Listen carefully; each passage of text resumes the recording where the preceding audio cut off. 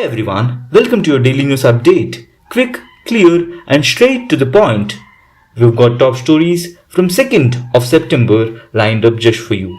So plug in your earphones, grab your chai, and let's get started.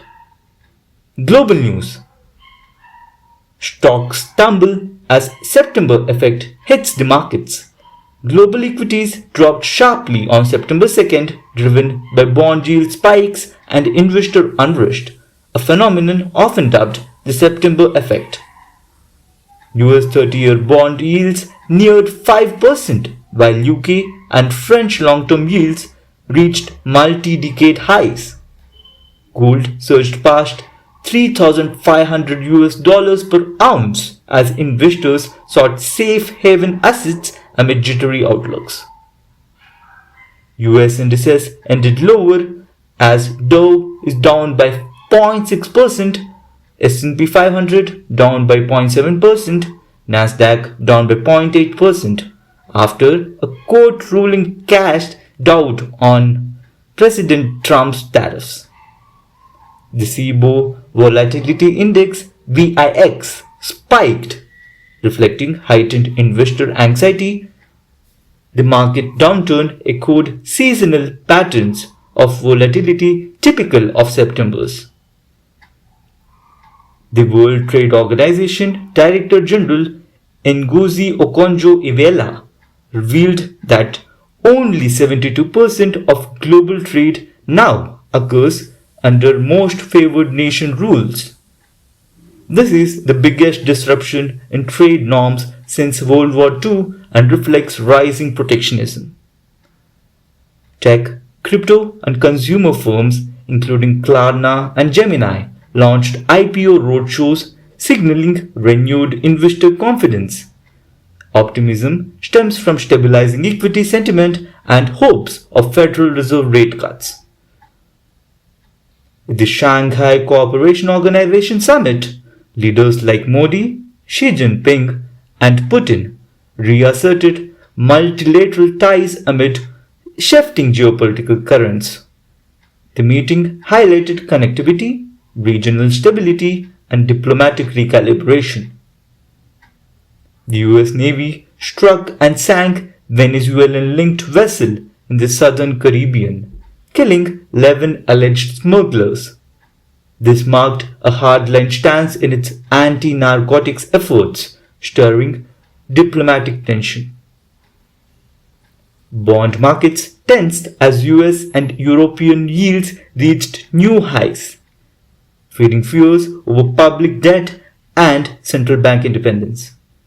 Investors await Friday's US jobs report for further direction. Gold soared for the 6th day in a row, its longest continuous gain in over a year. Amid bond stress and inflation fears, this has been fueling the haven demand. The WTO warned trade instability might persist, even as it lifted its growth forecast slightly from 0.2% to 0.9% on expectations of a post-summer pickup. Gold reached fresh highs on tariff-driven inflation fears, while long bond yields climbed, underscoring market unease. Markets are rattled by revelations of strained central bank independence, tariff disputes, and leadership changes all across the overseas. A convergence of trade challenges, fiscal strains, and policy uncertainties creates a precarious backdrop for global stability. News from India. India cautioned Pakistan about rising waters due to more heavy monsoon rainfall, signaling preparedness for transboundary flood risk management. The Indian Meteorological Department (IMD) warned of twin weather systems in North India, potentially escalating flooding threats. Modi denounced a viral video showing derogatory remarks by RJD and Congress figures, framing it as a politically irresponsible act. Election Commission filed notice after discrepancies emerged in Congress Pawan Khera's voter registration details. An FIR has been issued against Pawan for the voter ID allegations.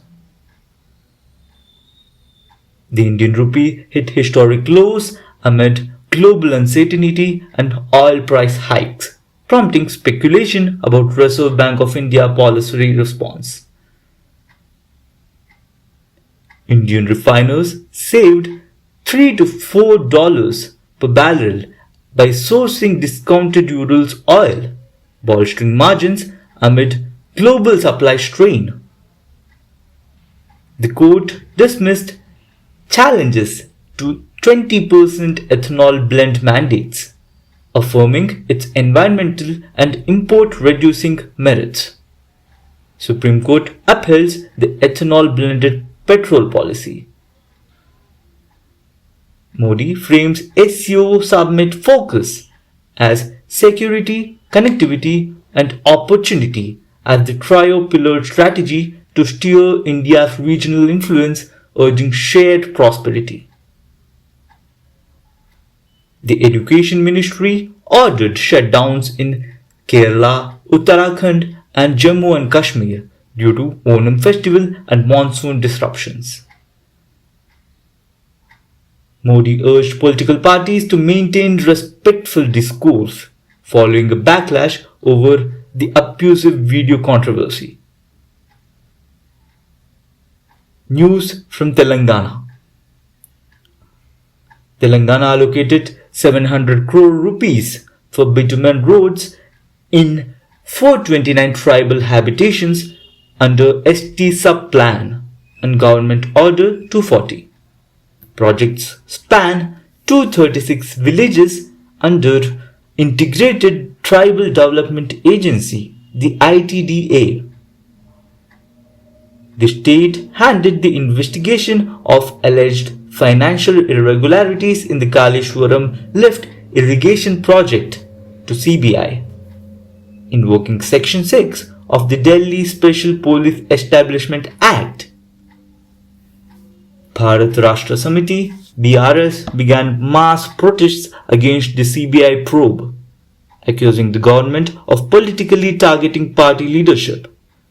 K.T. Rama Rao vowed legal action and alleged conspirational motives behind the decision.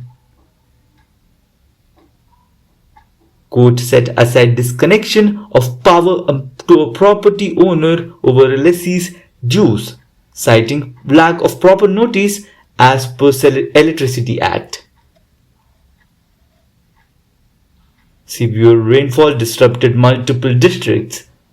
Mancherial, Sangareddy, Rangareddy and others among the impacted.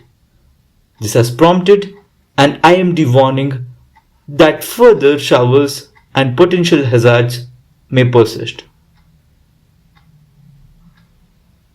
Monsoon flooding claimed 8 lives with rescue operations underway.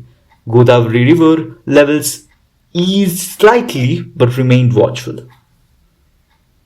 BJP leader Bandi Sanjay lambasted Chief Minister Revant Reddy's comment of describing Naxalism as a philosophy, accusing him of sympathizing with extremism. The TGCSB and IIIT Hyderabad launched the Vyuha Lab through an MOU. This is to deploy an AI-driven tools combating cybercrime, highlighting Telangana's pioneering cyber initiatives. News from Hyderabad. Petrol in Hyderabad rose over 23% in 5 years, outpacing national hikes by nearly 10% due to unsustained central excise duties and local pricing trends.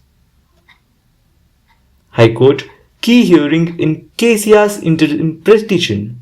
The CM K. Chandrasekhar Rao has filed an interim plea in the Telangana High Court challenging CBI's takeover of the Kaleshwaram probe. The court prioritized the matter. The court ordered restoration of a homeowner's electricity wrongly disconnected due to lessee's dues, showcasing judicial activism in city disputes.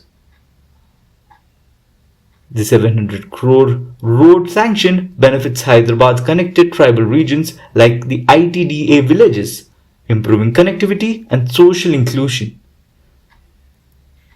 Though rainfall was moderate, IMD warning signals possible disruptions due to waterlogging, traffic issues, and infrastructure vulnerabilities within the city. And that's a wrap on today's headlines. If you enjoyed the update on the go, don't forget to like, share, and subscribe. It really helps us keep the news coming your way. Thanks for tuning in, and do let us know if you have any stories you'd like to hear in the form of an audiobook. See you tomorrow with more stories that matter. Take care.